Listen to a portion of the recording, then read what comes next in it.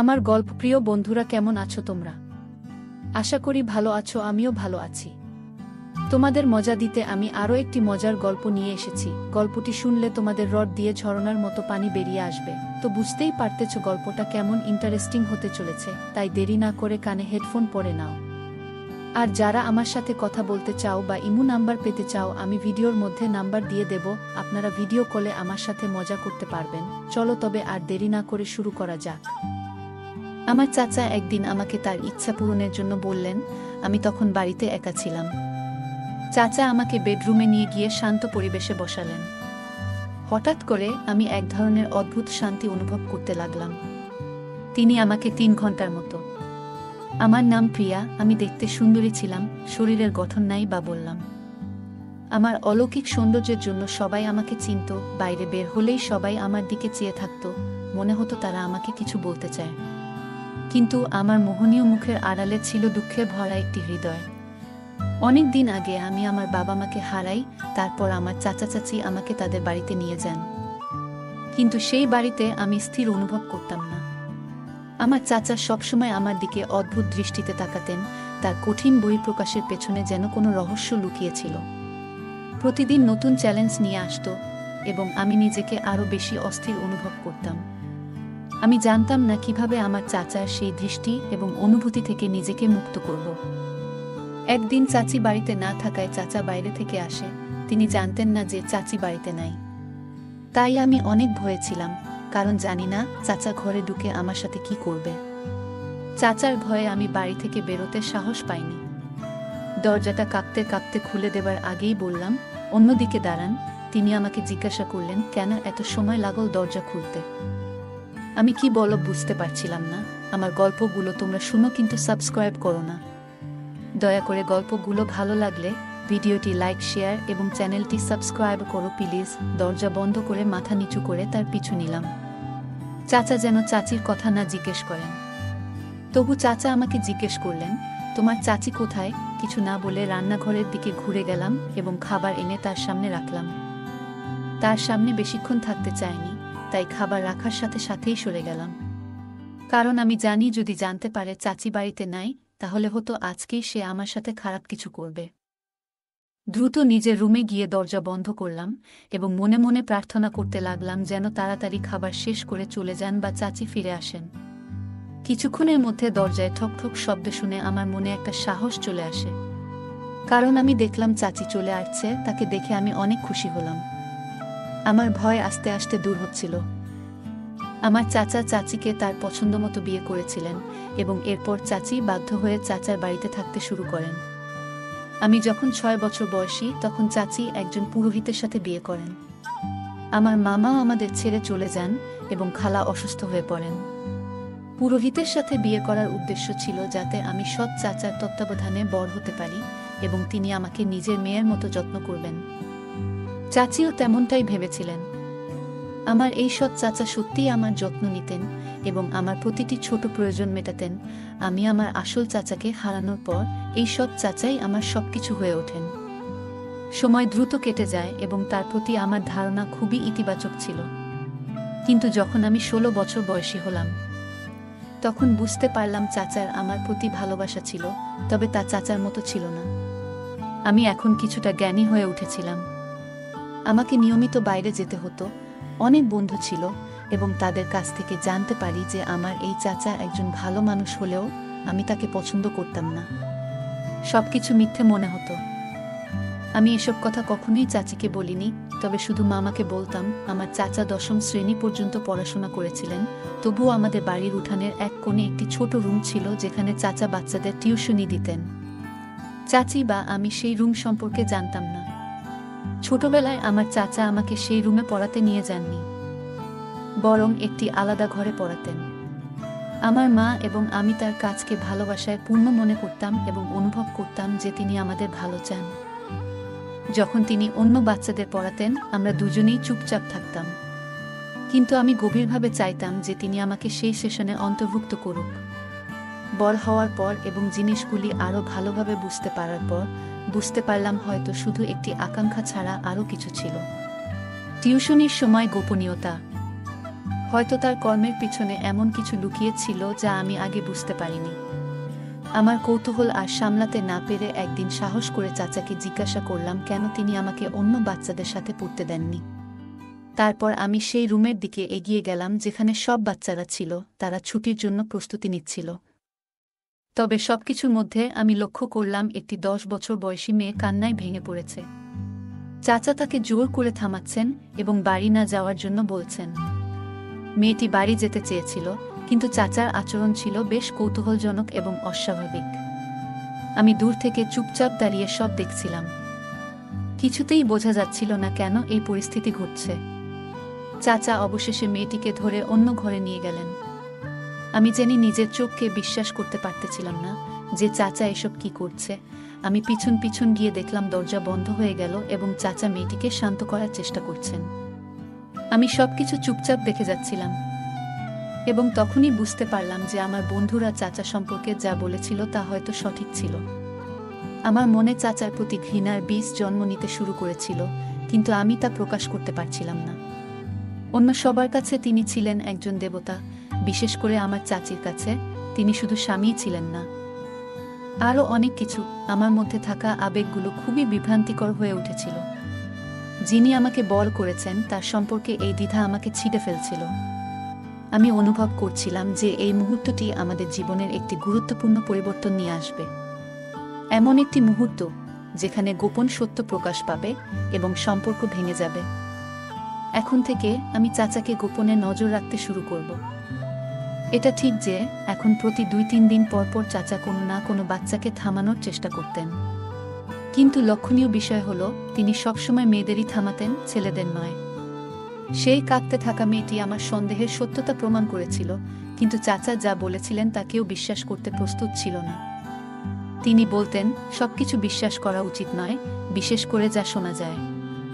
যদি কিছু ভুল হয় তাহলে তোমার সাথে এমন কিছু হতে পারে। তিনি জানতেন যে তিনি আমার আসল চাচা নন, তবুও তিনি কতটা ভালোবাসেন তা দেখে অনুমান করতে পারতাম যে তিনি ভুল হতে পারেন। কিন্তু সেই দৃশ্য আমার সামনে ছিল, তাই আমি কখনো কখনো সঠিক এবং ভুলের মধ্যে দোলাচল করতাম। আমি ভাবতাম তিনি আমার চাচা নন, আবার মাঝে মাঝে ভাবতাম যে চাচি তার সম্পর্কে যা বলছে তা সঠিক। এভাবে সময় কেটে যাচ্ছিল এবং চাচার প্রতি আমার ঘৃণা বাড়ছিল। এখন আমার বয়স 19 বছর এবং চাচি আমাকে তার স্কার্ফ পরে স্কুলে পাঠাতেন। কারণ আমি অনেক সুন্দর ছিলাম তাই তিনি এমনটা করতেন। আমি ধার্মিক পরিবারের সদস্য ছিলাম এবং চাচিও ধার্মিক ছিলেন, কিন্তু চাচার প্রতি আমার কষ্ট বাড়তে লাগল। আমি যত বড় হচ্ছিলাম তার দৃষ্টি আমার দিকে ততই গভীর হতে লাগল। এখন তিনি আমার দিকে অশ্লীল দৃষ্টিতে তাকাতে লাগলেন। আমি ঘরে গিয়েও বড় স্কার্ফ পরতে শুরু করলাম এবং তার সামনে যাওয়া এড়াতে লাগলাম। তার সাথে খুব কমই কথা হতো। আমার পরিবার ছিল ধর্মীয়। আমার মামা মন্দিরের পুরোহিত ছিলেন এবং চাচি খুব ধার্মিক। তাদের অপ্রীতিকর দৃষ্টি এড়াতে আমি মরিয়া হয়ে উঠেছিলাম। ঘর থেকে বের হওয়ার সাথে সাথে বড় স্কার্ফ দিয়ে নিজেকে ঢেকে ফেলতাম, কৌতূহলী চোখ থেকে নিজেকে রক্ষা করার জন্য। কিন্তু এমনকি বাড়ির 4 দেয়ালের মধ্যেও আমি চাচার শ্বাসরুদ্ধকর উপস্থিতি থেকে বাঁচতে পারতাম না। যেখানেই যেতাম তার অপছন্দনীয় দৃষ্টি আমাকে তাড়িয়ে বেড়াতো পেছন পেছন। তার প্রতিটি পদক্ষেপের ছায়া হয়ে তার সাথে সংঘর্ষ এড়াতে দৃঢ়প্রতিজ্ঞ ছিলাম। নিজেকে সবার থেকে গুটিয়ে রাখতাম যতক্ষণ না আমার উপস্থিতি প্রায় অদৃশ্য হয়ে যেত। যত কম সম্ভব কথা বলতাম। চাচি সবসময় আমাকে চাচার ভালোবাসা ও যত্নের বিষয়ে আশ্বস্ত করতেন। তিনি আমাকে আদর করে শিক্ষা দিতেন। কিন্তু এখন তিনি চুপ থাকতে শুরু করলেন। হয়তো তিনি বুঝতে পেরেছিলেন যে আমার চাচা সম্পর্কে আমি যা বলেছি তা সত্যি ছিল। যদিও তিনি আমার চাচা ছিলেন, যখন একজন ভাতিজি তার চাচার সাথে নিরাপদ বোধ করে না, তখন সেই সম্পর্কটা আর স্বাভাবিক থাকে না। আমি সবসময় অনুভব করতাম যে চাচা আমাকে তার ভাতিজি হিসেবে দেখেন না। তিনি আমার যত্ন নিতেন না এবং আমার ইচ্ছাগুলি পূরণ করতেন না। এখন চাচাকে আমার দেখাশোনা করতে হতো, যার কারণে তিনি কোথাও যেতে হলে আমাকে সাথে নিয়ে যেতেন। তিনি অপেক্ষা করতেন এমন সময়ের জন্য যখন চাচা বাড়িতে থাকতেন না, অথবা আমাকেও সাথে নিয়ে যেতেন, কারণ এলাকার মানুষের ভয়ে আমাকে একা রেখে যেতে পারতেন না। সবাই বলতো আমি ভাগ্যবান যে আমার চাচা একজন দেবতার মতো, যিনি আমাকে একজন সত্যিকারের চাচার চেয়েও বেশি ভালোবাসেন। কিন্তু কেউ জানতো না আমি ঘরে কি অসুবিধায় ছিলাম। আমি এমনকি রাতে রুমের ভেতর থেকে তালা দিয়ে ঘুমাতাম। দরজায় হালকা টোকা দিলেও আমার ঘুম ভেঙে যেত এবং মাঝে মাঝে ভয়ে আমার গায়ের লোম খাড়া হয়ে যেত। মাঝরাতে পানির প্রয়োজন হলেও ঘর থেকে বের হতাম না।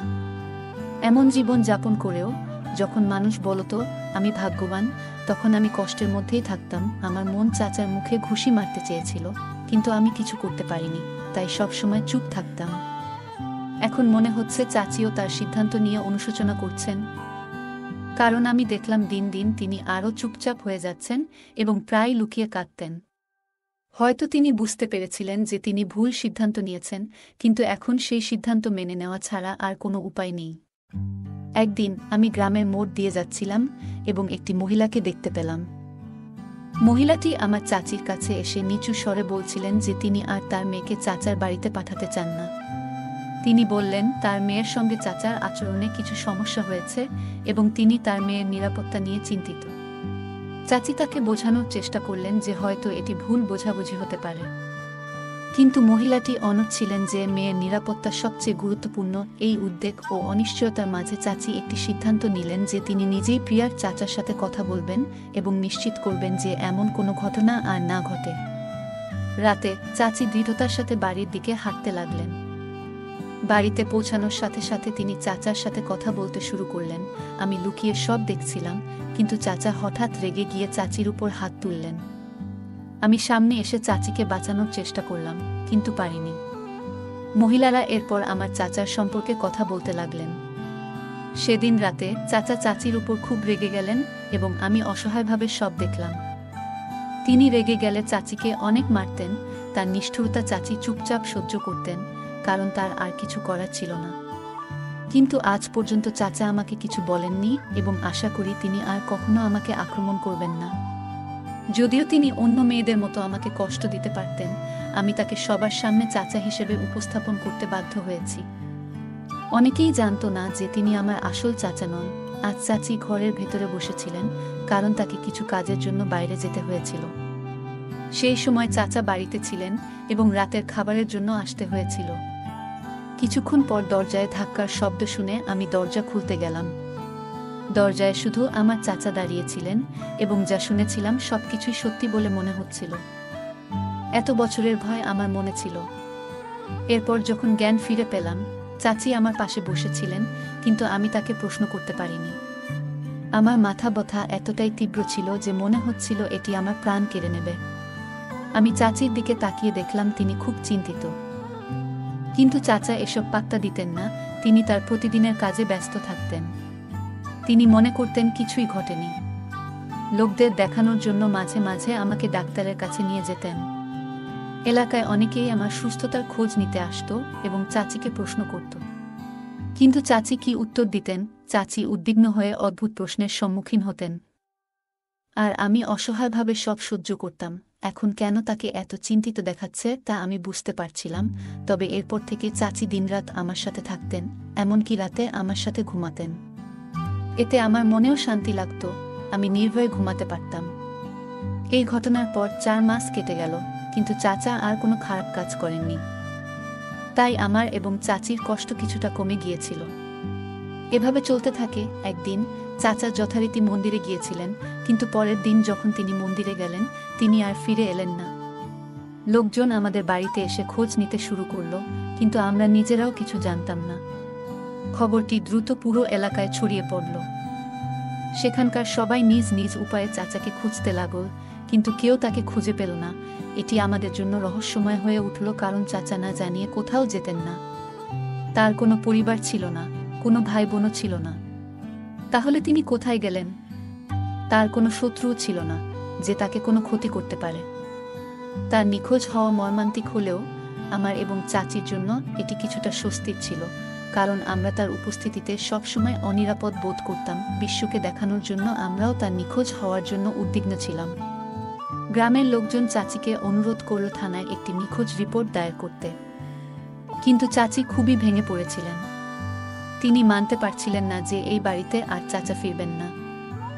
এটা তার স্বামীও ছিল, তাই চাচি অভিযোগ করার অনুমতি দিয়েছিলেন। এরপর পুরো গ্রাম আমাদের খুব যত্ন নিতে শুরু করে। আর এই সমস্ত কিছু ঘটেছিল সেই একই ব্যক্তির কারণে। আমার চাচা জানতে পেরে আমি আর আমার চাচি এলাকার কিছু দায়িত্বশীল ব্যক্তিদের নিয়ে থানায় পৌঁছলাম। কিন্তু সেখানে আমার চাচাকে দেখে সবাই অবাক হয়ে গেল। সে কালো রঙের কুর্তা এবং ধুতি পরে ঘুরে বেড়াতো, আর এখন সে প্যান্ট শার্ট পরে, তার চুল এলোমেলো এবং তার ঘাড় আলগা ছিল। আমরা মনে মনে নিশ্চিন্ত হলাম, কারণ কেউ বিশ্বাস করতে পারছিল না যে সে চুরি করতে গিয়ে ধরা পড়েছে। শুনলাম সে মন্দিরের পুরোহিত সেজেছিল এবং এখানে চুরি করতে গিয়ে ধরা পড়েছে। পুলিশ তাকে প্রশ্ন করল, তুমি কি একই পুরোহিত? সে বলল, হ্যাঁ, আমি একই ব্যক্তি। তারপর সে পুরো ঘটনা বলতে শুরু করল, যা শুনে আমরা সবাই অবাক হলাম। বাস্তবে সে পণ্ডিত বা পুরোহিত ছিল না। সে একজন ব্যবসায়ীর ছেলে এবং জানে না কোথায় জন্মেছে। সে ছোটবেলায় অর্থ উপার্জন করত, কিন্তু তার খুব কম যত্ন নেওয়া হয়েছিল। প্রায় 8 বছর বয়সে সে এখানে ওখানে ঘুরে বেড়াতো এবং 6 বছর এভাবে বেঁচেছিল। প্রথম চুরি করে সে 4 বছর বয়সে, তারপর ধীরে ধীরে তার মতো অনেক ছেলেকে নিয়ে একটি দল তৈরি করে ছোটখাটো চুরি তার দ্বিধা কমিয়ে দেয় এবং ধীরে ধীরে সে বড় বড় বাড়ি এবং ব্যাংক ডাকাতি করতে শুরু করে। একবার চুরির মাঝেই ধরা পড়ে, কিন্তু দলের অন্য সব ছেলেরা কোনোভাবে পালিয়ে যায়। সে জেলে থেকে যায়। জানা যায় সে ধর্ম সম্পর্কে কিছুই জানত না, বরং গল্প বানিয়ে এবং অন্যদেরকে বিভ্রান্ত করে জ্ঞানী হওয়ার ভান করত। এই রহস্য ফাঁস হওয়ার পর পুরো সম্প্রদায় অবাক হয়ে যায়, বিশেষ করে একজন মহিলা। আমার চাচি তার বিশ্বাসঘাতক স্বামীর মিষ্টি কথায় এবং মিথ্যা প্রতিশ্রুতিতে ফেঁসে গিয়েছিলেন। তার মোহনীয় হাসির আড়ালে লুকিয়েছিল বিদ্বেষ ও ছলনা। চাচার প্রতারণা এবং মেয়ের নির্দোষতা জানার পর চাচা মেয়ের কষ্ট সহ্য করতে না পেরে তাকে প্রশ্ন করেন সেই ঘটনাগুলি সম্পর্কে যা তার মেয়ের ভাগ্যকে প্রভাবিত করেছিল। যেদিন চাচাকে অচেতন অবস্থায় পাওয়া গেল, সে তার স্বার্থপর আকাঙ্ক্ষার জন্য আমাকে শোষণ করেছিল যতক্ষণ না আমি তার নিষ্ঠুরতার কারণে হতবাক হয়ে যাই। আমার চাচি দ্রুত কর্তৃপক্ষের সঙ্গে যোগাযোগ করেন এবং নিশ্চিত করেন যে চাচাকে অবিলম্বে গ্রেফতার করা হয়। এরপর চাচির ঘৃণ্য কাজের জন্য ডিভোর্সের মামলা করতে হয়। সময় সবকিছু পরিবর্তন করে দিল। গল্পটা কেমন লাগলো জানাতে ভুলবে না। আরও মজার মজার রোমান্টিক গল্প শুনতে চাইলে ভিডিওটি লাইক, শেয়ার এবং চ্যানেলটি সাবস্ক্রাইব করতে এবং বেল আইকনটি ক্লিক করতে ভুলবে না। ধন্যবাদ। আজকের গল্পটি এ পর্যন্ত এতক্ষণ সাথে থাকার জন্য ধন্যবাদ। দেখা হবে পরবর্তী কোনো ভিডিওতে।